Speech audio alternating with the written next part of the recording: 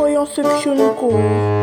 Ewan ko, dulo naman pala ako sa section 3. Malilipat ang mga marunong magbasa at mag-i-stay dito yung mga hindi marunong magbasa.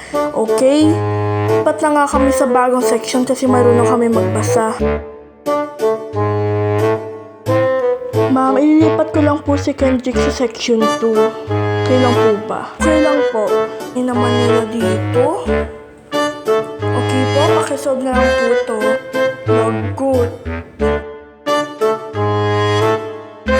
Tabi ka nga dyan, taba.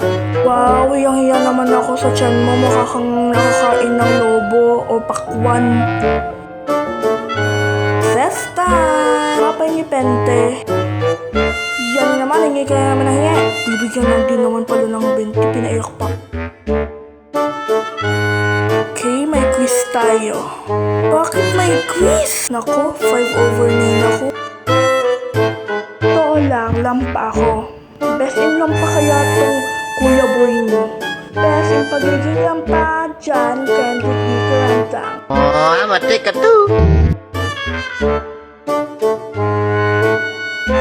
Pumasok ka na dito at mainit na dyan.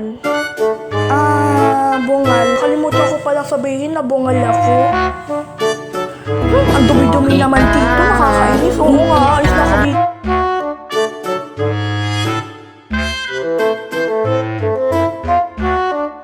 Wala namang magawa dun sa labas. Sino bang inaantay mo doon? Yung mga mapapractice daw, punta na doon.